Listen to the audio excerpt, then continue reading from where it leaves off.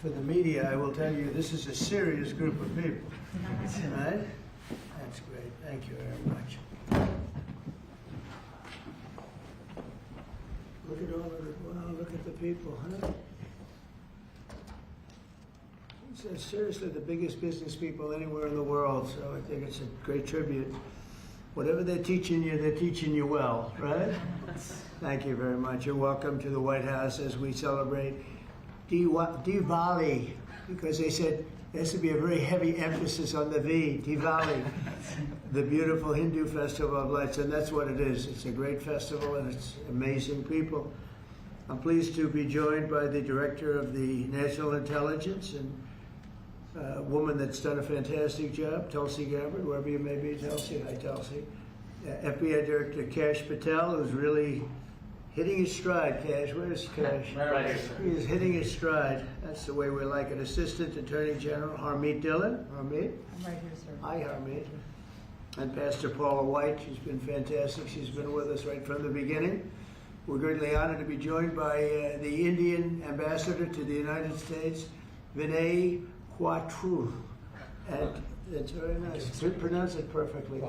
Ah, that's what. Oh, I wasn't too far off there. And his wonderful wife. And thank you very much. It's a great honor to have you.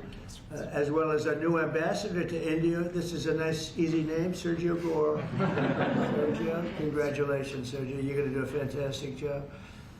And thanks as well to incredible Indian American business leaders, the biggest in the world, really. If you look at these companies, what they've done, the biggest in the world. CEO of IBM, Arvind Krishna, and Arvind, congratulations. I know you're working hard on a couple of jobs that I'm watching, and good luck with them, right? Yes. Good luck. It's amazing what you've done. Chairman and CEO of Adobe, and that Adobe is big stuff, and that's Shantanu Narayan. Thank you. Thank you very much, Shantanu. Nice to see you. Thank you very much. CEO of Micron Technology, we know what that is, Sanjay Marotta. Sanjay, nice to see you again. And CEO of Palo Alto Networks, Nikesh Arora. And I want to thank you very much for, and great success. It's a hell of a group of people. And in addition to that, we have a lot of other tremendously successful people gathered. On behalf of all Americans, let me also extend our warmest wishes to the people of India. I just spoke to your Prime Minister today. We had a great conversation. We talk about trade, we talk about a lot of things, but mostly the world of trade. He's very interested in that. Although we did talk a little while ago about let's have no wars with Pakistan. And I think the fact that trade was involved, I was able to talk about that. And we have no war with Pakistan and India, and that was a very, very good thing. But he's a great person, and he's become a great friend of mine over the years. In a few moments, we'll light the Diya as a symbol of faith in the victory of light over darkness. It's a beautiful term, light over darkness. That's what it's all about. It's knowledge over ignorance and good over evil. During Diwali, revelers recall ancient stories of enemies defeated, obstacles removed, and captives freed. The glow of the Diya flame reminds us to seek the path of wisdom and to work with diligence and to always give thanks for our many blessings. And we do have many blessings. Everybody in this room has many blessings. And even I will say, I'm not going to use the word fake news. I refuse to use it. The media has some good blessings. One of the blessings is that you didn't have to stand in the mud outside anymore. You know, you now have a beautiful stone surface, the identical color of the White House. For years they had to stand when we had press conference in the mud because it was grass, and I decided to take care of that, so I think they appreciate it. As we look back in the past year and really look up to the next number of years and hopefully decades and centuries, we've got much to be thankful for. And think of it, a year ago we were a dead country. This country was a dead country, and now we're the hottest country anywhere in the world. These guys can testify to that because I know this. I watch their stock prices, and they're like rocket ships, right? Do they ever stop? Let's keep it that way, right? Let's not talk about it, right? Let's just keep it that way. It's amazing. We have more than $17 trillion there, part of the reason. More than $17 trillion of investment pouring into the United States. It's going to be, I believe, over $20 trillion by the time the year's up. And as an example, the last administration, less than $1 trillion in a period of their 4-year period, they had less than $1 trillion. We're going to have 20 trillion. We have over 17 trillion already. That's investment coming in. And I think it's largely for 2 reasons. We had a good election on November 5th, but maybe more importantly, of course, it wouldn't happen if that election result didn't happen. I think much more importantly, we have tariffs that you build in the United States, you don't have a tariff to pay. You build outside and you have to pay a tariff. And we're taking in money at a level that no other country has ever seen. There's never been a country, I don't think, fellas, you agree with that? There's never been a country with an investment in less than a year, actually to be exact, less than 9 months, of $17 trillion, right? And I know you're all participating, aren't you, huh? So that's really good stuff. The economy is roaring, the incomes are rising, and small business confidence is at the highest level in over a decade. So the confidence levels, which means something, they think over the last 10 years, I don't think they go beyond that. We have the highest level of confidence in our economy. Gasoline prices are way down. Grocery prices are way down. Energy prices are way down. Mortgage rates are down. We have a real stiff at the Federal Reserve. I can't help that. But he's going to be leaving soon.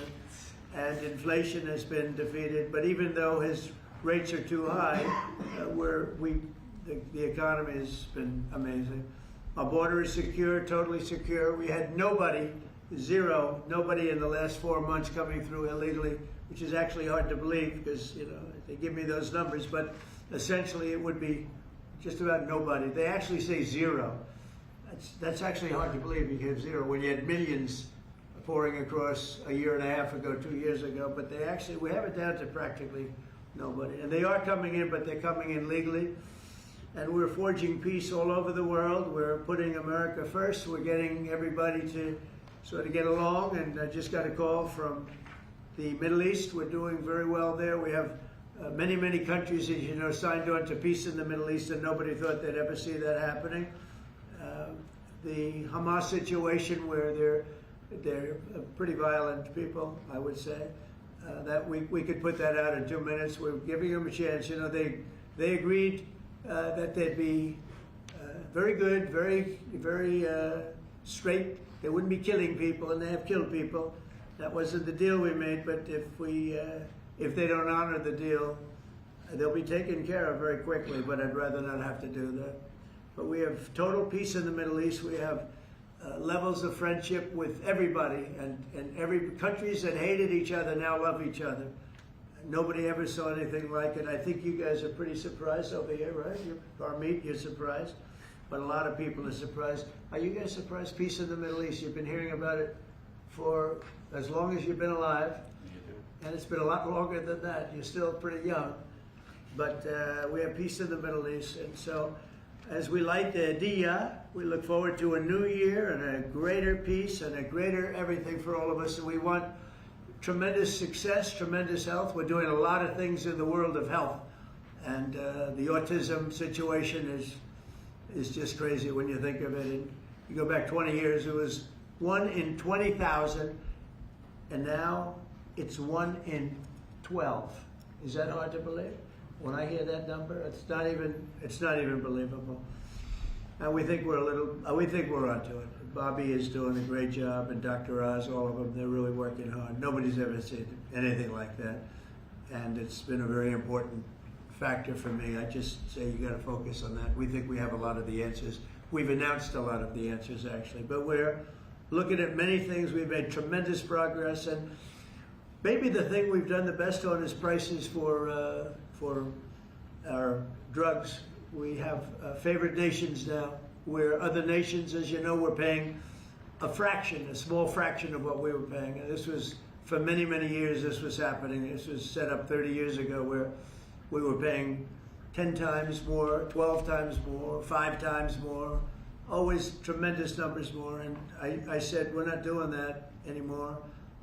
And the drug companies have agreed, and the countries have agreed. Now, if I didn't have tariffs, I wouldn't have been able to get it. I said, well, if you don't agree, we're going to charge you tariffs for more than the equivalent amount.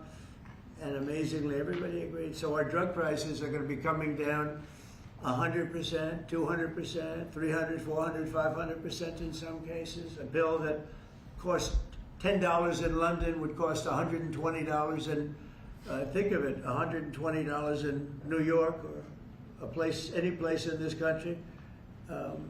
A drug that cost $86 in Berlin cost $1,300 in New York and throughout the United States. So we're not doing that anymore. So we're just not doing it anymore.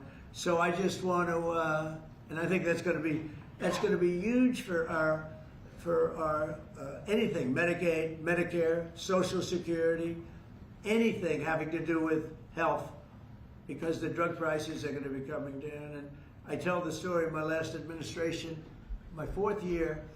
I was so honored because I brought drug prices down. The first time in 28 years, prices were brought down by a certain amount. I'll tell you what the amount was in a second, but by a certain amount. And so at the beginning of the year to the end of the year, I actually brought them down. First time in 28 years that happened. And the number was 1/8 of 1%. That's all I say. But I was proud because first time it ever happened. And now I'm bringing prices down 600%, 700%, 900%, 200%. So I can't believe I actually had a news conference to celebrate 1/8 and 1/4 of 1%. But that was, you learned, right? So we're doing, and you guys know more about favored nations than anybody. So we're going favored nations, we're demanding it, and we've got it. And as you know, we had Pfizer, we had the big companies, they were all agreed or close to agreeing, but the countries have agreed to. Actually, the countries would be generally more difficult. If we didn't have the power of tariffs, they wouldn't have agreed. They would have said, nope, you got to pay 10 times more than we're paying. We were paying 10 and 12 times more than other countries for the exact same pill made in the exact same lab or factory. So it's an amazing thing. I think it's an absolute game changer. Nobody's ever even heard of a thing like that. And you'll see the results over the next year, year and a half, and I think it's great. So I'd like to ask a person who's really been fantastic. We'll ask a few of the people to say a few words. You're on international television, so don't get nervous. Cash, would you say a few words, please? You've done a fantastic job. Well, thank you, Mr. President. It's an honor to be a first-generation Indian American whose parents lawfully immigrated to this country, and under your leadership, so many more millions of Americans are living that dream. And to celebrate it here in the Oval Office on Diwali, which you said, rightfully so, is a triumph of good over evil. It's just an incredible honor. It's incredibly humbling. Indian Americans around the world and Indians around the world are thrilled that you are such a profound leader in sharing this diversity with the world, and we can't thank you enough, and happy Diwali. Great. Well, thank you. Congratulations on everything. And how about a great company, IBM? He's taken this company from, it was a little troubled, as I remember, a few years ago, like 10 years ago, to being one of the hottest companies anywhere in the world. Arvind, could you say a few words? Thank you, Mr. President.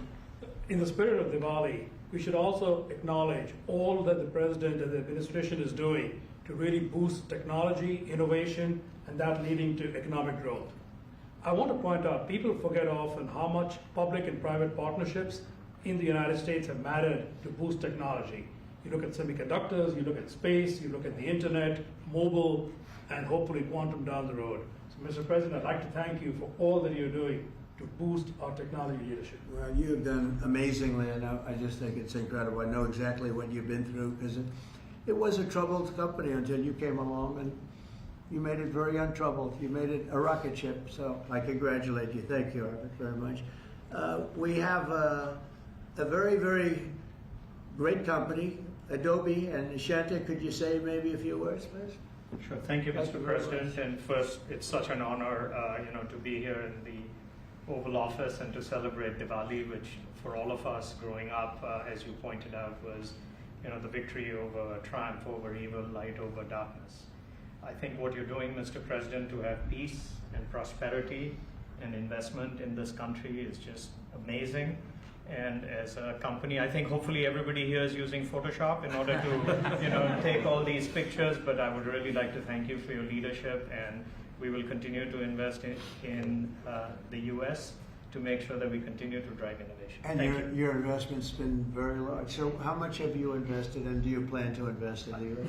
As far as our investment is concerned, it's all intellectual property, it's people, so we make everything here, so that's the software. That's good. And so we're a $20 billion revenue company now. We're one of the largest software companies in the world, and headquarters is Silicon Valley. So That's thank you, very Mr. good. President. Fantastic job. How much are you investing, IBM? 150 billion over the next 5 years. 150 billion, that's good. And Micron's doing pretty good. How's Micron doing? Okay, pretty good. Mr. President, really a great honor to be here today celebrating Diwali with these excellent peers of ours from the tech industry. And Diwali stands for light, hope, renewal. And the United States is light to the rest of the world. And particularly on the renewal piece, I just want to really applaud you and your team in terms of bringing Renaissance's semiconductor manufacturing here to the U.S. So Micron is investing $200 billion, $200 billion.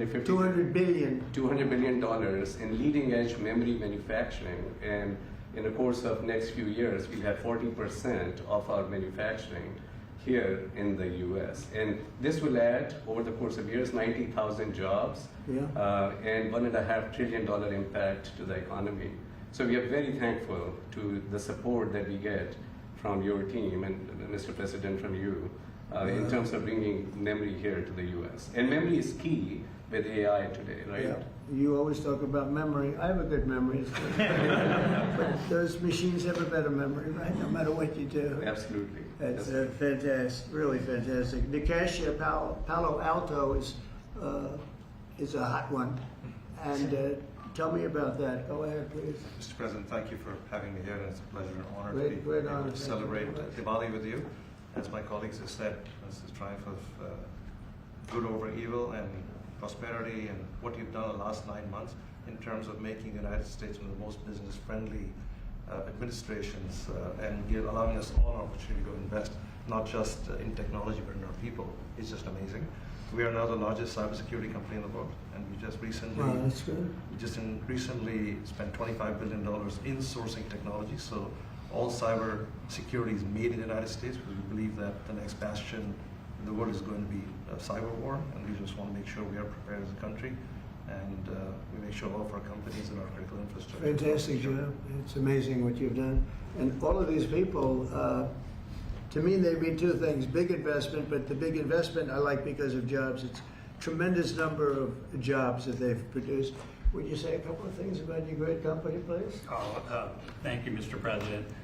I'm with Stone Point Capital, private equity, which I'm sure you know, and we just raised a new $11.5 billion fund, and we obviously invest very heavily in financial services technology, and so it's actually an honor to be here in the Oval Office with you, and as a fellow Winkwood member too, I've always it's always a pleasure to be with you, and I got to tell you, you're the best president that I've ever seen, and we're so proud of you. Thank you very much. I'm glad I asked him to say that. Would you like to say something about the great job you're doing? Right here? Anybody back here? These are all incredible people that everybody looks, in the business world, everybody looks up to them. Please, go ahead. Would you like to say something? Thank you for your Go ahead, leadership. please. Thank you for your leadership. I love this. I did ask him. I'm running a tech business for Thank you, 21 sir. years. We build products on AI and machine learning. Thank you, Mr. President. And it's going great, right? Yes. Good. How about over here? We have some very unshy people. Harmeet, how about saying a few words? Well, thank you, Mr. President. It's a tremendous honor to have supported you 3 times and been part of your administration. And on this day of Diwali, I say on behalf of the United States Department of Justice that the message of the triumph of good over evil and knowledge over ignorance and justice over injustice is something that your administration is personifying, and it's a tremendous honor to be part of it, and thank you very much for including us here today. Good, and you're at the DOJ and doing a fantastic job. Thank you, sir. That's great. She's doing a good job, Cash, right? She's doing And outstanding. Tulsi, we know, is doing a good job. What do you think, Tulsi? Yes, sir. Thank you very much. You are doing today what you have done throughout your time in service, is bringing people together from all across the country and all different backgrounds. And this day is, of course, very special to so many of us because while it is the celebration of hope and light and renewal, we can never forget that the source of that hope, light, and renewal comes from God's love for every single one of us. And so today we celebrate God, His love, and the blessings that He has shared with all of us. Oh, fantastic. Thank you all very much. Anybody like to say anything? Or would you like to say something, please? Mr. President, let me start first of all by expressing a deep sense of gratitude for opening up White House, Oval Office, your home, to mark Diwali. It's a festival of lights which is celebrated by over 1/5 of humanity. And as Cash said, you are showcasing the strength of diversity through this celebration. So it's truly a great honor, and thank you very much for that. May I also, on behalf of my Prime Minister and my own behalf, wish you and your loved one a very, very happy Diwali greetings, particularly to over 5 million strong Indian diaspora in the US. Right. And may I close by making a wish, which is normally we do for Diwali. We wish that the light of Diwali continues to shine on your success and on the strength of India-US partnership. Thank you very much. I spoke to him today. He's doing well. And your country is doing very well, you know that. Thank you, Mr. President. So we're supposed to light something, but I thought maybe because he's had such an outstanding year, I'm going to ask Arvind to maybe do the honors. Can you handle it for me, Arvind? I think you might do a better job than me. So if you could take care of that, it'd be great.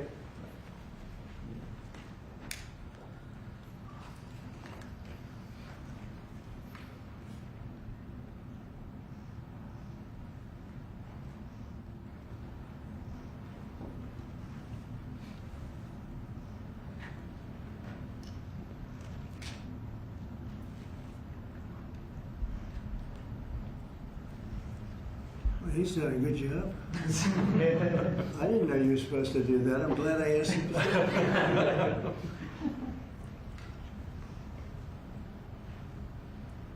Would you like to come to light? Yeah, if you want.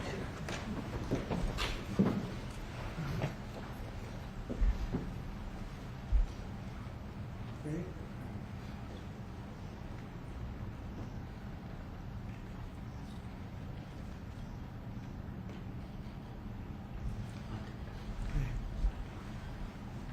Thank you, Mr. President. Thank you all. Thank you.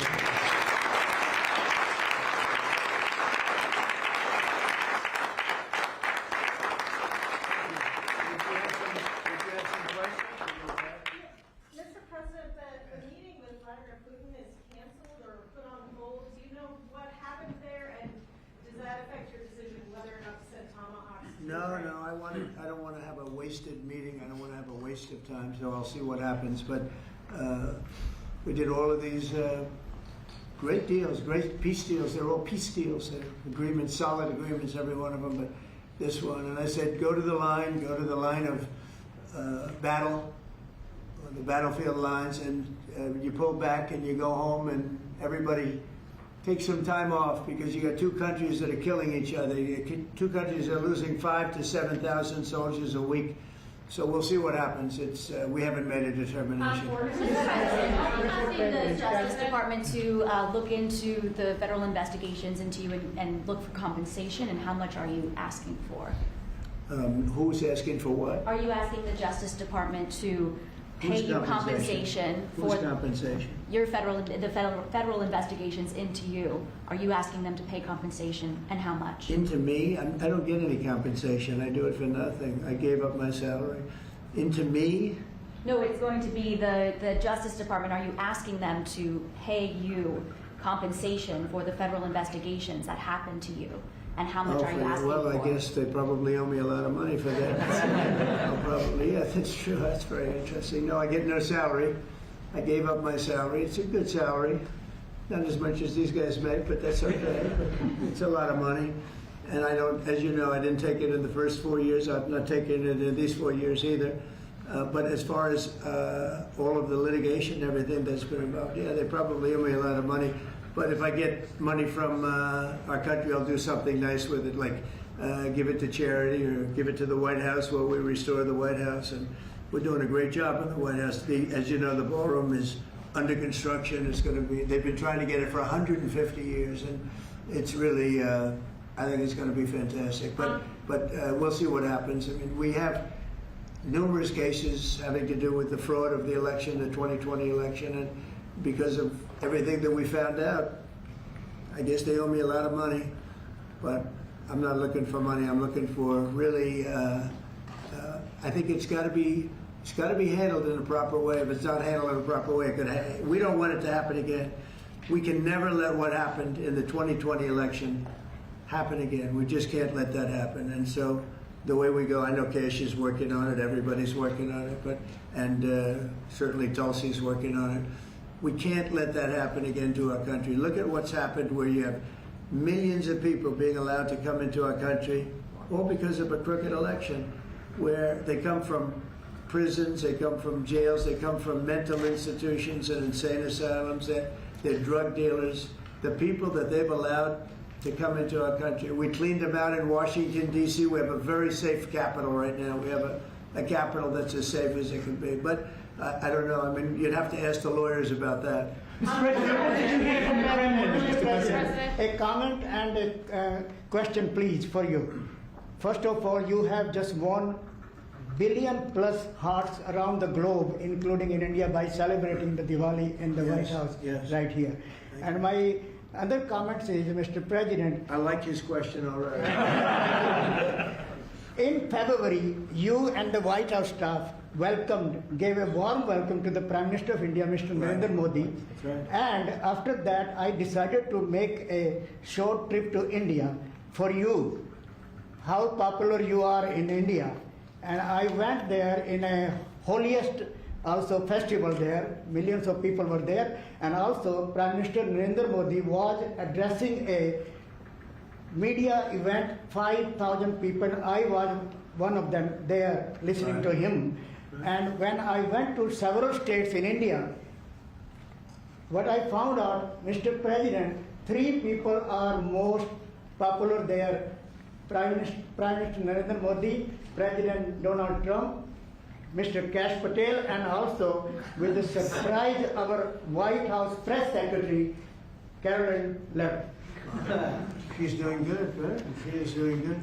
And Superstar. Mr. President, my question is, you had a great relationship with the people of India when you visited India, and with the Prime Minister of India, Narendra Modi, and also with the Indian American community.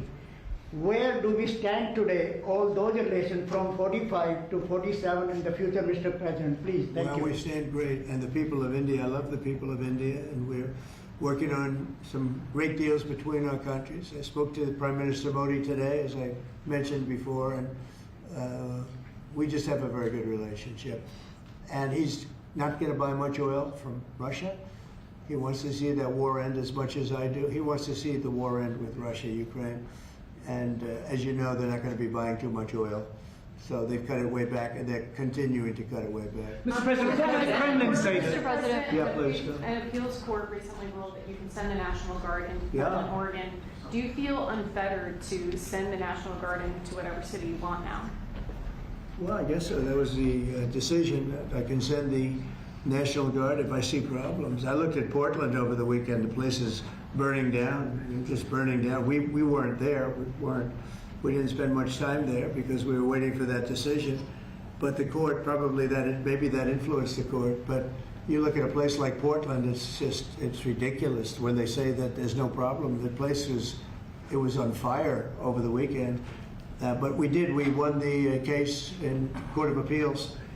I think it was the Ninth Circuit, so that's pretty good. And a very strong opinion that we have the right to use the National Guard. You would think that would be common sense. We have the right to use the National Guard to put out trouble. Well, that's how I got elected. One of the reasons I got elected. Yes. Mr. President, what changed your mind after talking to Vladimir Putin between then and now? Why did you think that a Budapest summit might be wasted time? Well, I didn't say anything. I didn't say it would, and you never know what's going to happen. But a lot of things are happening on that front, on the war front with Ukraine and Russia. and we'll be notifying you over the next 2 days as to what we're doing. Did you But hear a lot something? of things are happening. Did you hear something from the I think we're Kremlin? going to get it solved. Yeah, please. Mr. President, on Ukraine, do you still see a chance for a ceasefire? And what is Say it Putin again, asking for? what? Do you still see a chance for a ceasefire? And what is I do, Putin yeah, asking yeah. for? I do. It's a vicious look. It's a vicious war. It doesn't really affect us. We sell equipment to them. We sell equipment to NATO, and NATO gives it to Ukraine, but we don't pay anything anymore. Biden spent $350 billion. The war would have never happened if I were president. Would have never, not even a million years. And Putin knows that too. Would have never happened. But it did happen, and I came in, and I have to see if I can put it out. But it doesn't affect us because we're not losing soldiers there. Although, when I first came in, that could have ended up, it's not going to happen, but it could have ended up in World War III. That was really out of control. So now it's, they're shooting and they're killing people, and I think Putin wants it to end, and I think Zelensky wants it to end, and I think it's going to end. What is Senator Schumer said he reached out to you about meeting on the government shutdown. Will you meet with him before you leave for Asia on Friday? Well, I will actually. I'd love to meet with them. I just want them to open up the country first. You know, the country is so hot right now, and they've never voted against, you know, continuation. They've never voted against. They've never done that. They're doing this because they have Trump derangement syndrome. But I would love to meet. I would like to meet with both of them, but I set one little caveat. I will only meet if they let the country open. They have to let the country open. The people want to go back to work. They want to be served. They need the services of some people, and a lot of people need the money, the payroll. So I'll do it as soon as they open up the country. I'd like to meet. So you won't meet with them until the government. Just to be clear, you won't meet with them until the government's open. The government has to be open, yeah. The government has to be Mr. President. You know how long it would take for them to do that? Just say, okay, government's open, that's it. There is nothing. How long They're do you not think this could negotiating. go? What they're doing is saying they lost the negotiation and when we got the great big beautiful deal done. They lost that negotiation. Now they're saying, well, we want to get some of the things we lost. But the problem is the things they lost are very bad for our country. We don't want to have people come over from all over the world, from prisons and all, and have them have their health care paid for. We want to take care of people that are here, that are American citizens and all. So they want $1.5 trillion of money to be wasted and jeopardize the health care of other people. We're not going to do that. So I would love to meet with them. We want the country open first. Mr. President, a new poll shows that if Curtis Sliwa dropped out of the New York mayoral race, then Andrew Cuomo would only trail Mamdani by 4 points. Would you call Curtis Sliwa to drop out of the race so that can happen? Well, I looked at the polls, and looks like we're going to have a communist as the mayor of New York. It'll be very interesting. But here's the good news. He's got to go through the White House. Everything goes through the White House, at least this White House it does. And we'll have to see what happens. But if he dropped out, he's not going to win. And not looking too good for Cuomo either. But maybe, I don't know, if he dropped out, maybe Cuomo would have a little bit of a chance, but not much.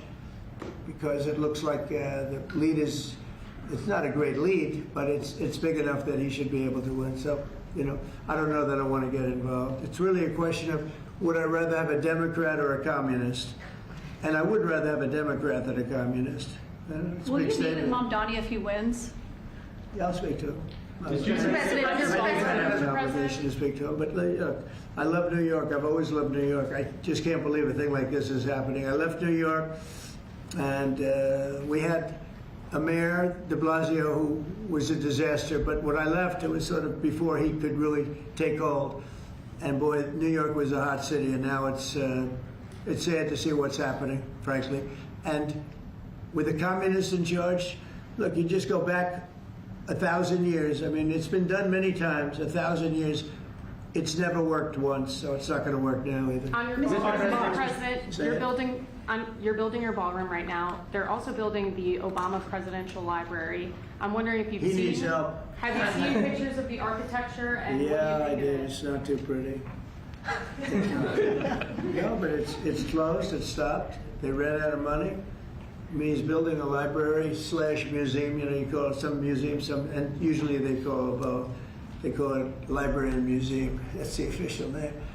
and they're stuck. And he wanted only women and DEI to build it. Well, that's what they got. And the construction workers are standing out there and saying, we want to be able to build it. You know, you have I built a great building in Chicago, as you know, a big, beautiful building, one of the tallest buildings in the country. And we got it built very quickly, very well. And we used the construction workers of Chicago. They're great workers. They're great construction people.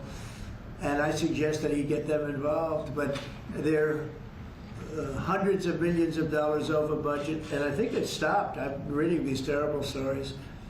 But that's the way our country was run under President Obama, too. Nobody knew it. Mr. President. Thank you, Mr. President. Russia remains China's top crude oil supplier in September. Are you considering tariffs on China?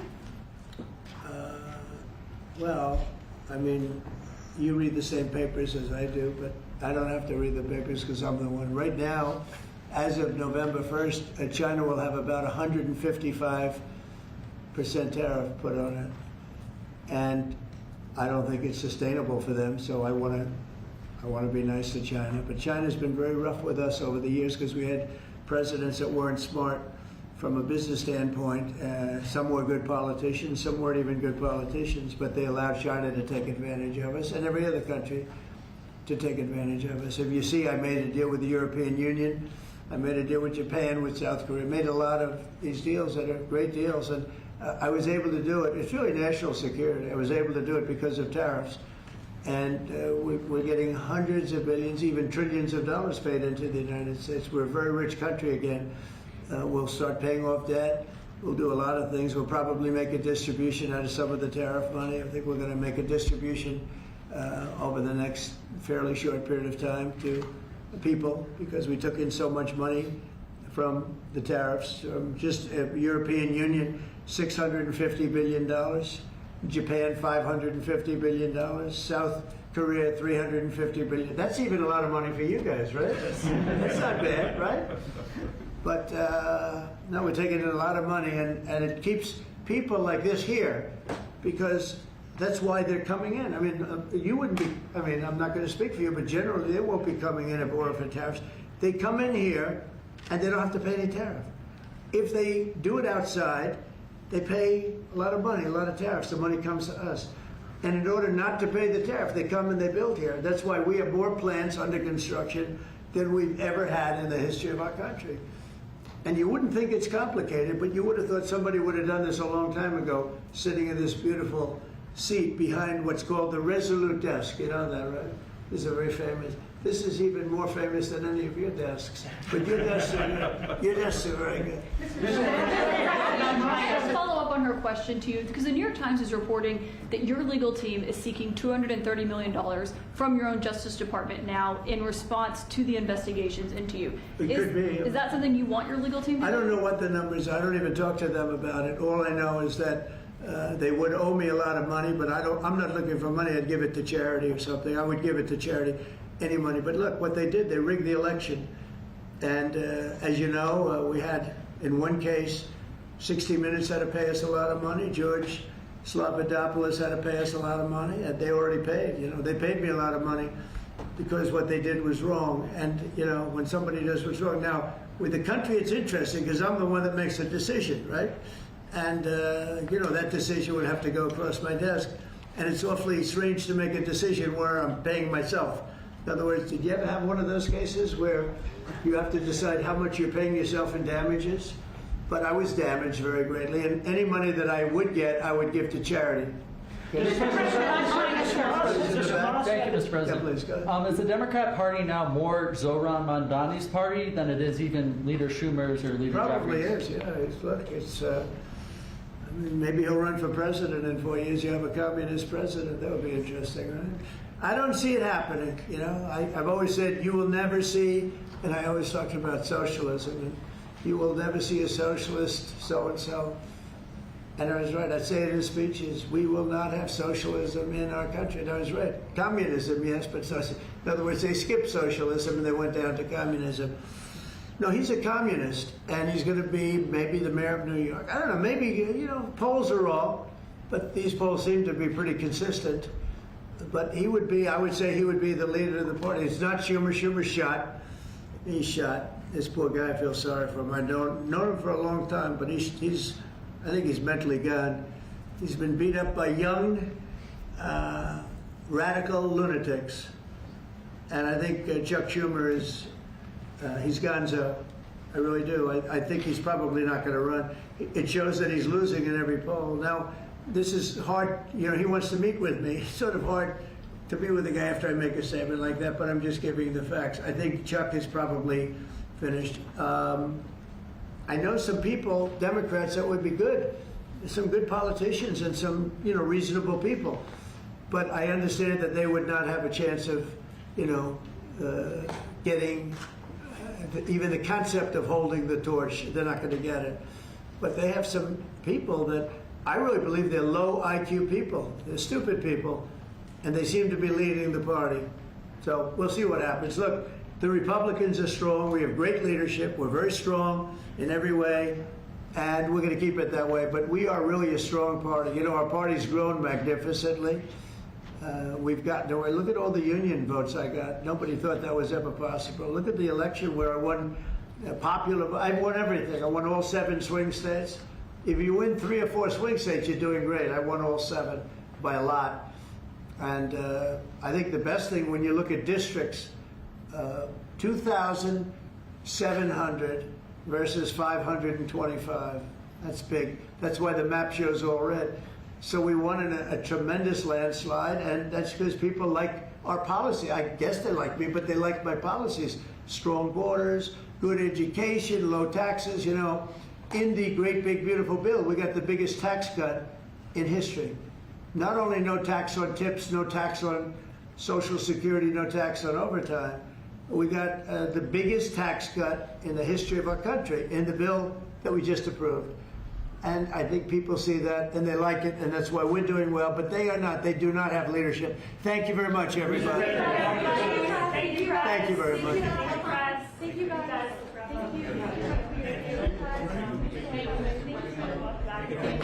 Great question. What a surprise. The greatest photographer. Tell them. Okay, see this man over here? Does everybody know him? HP. He's a very good guy. He's the best guy.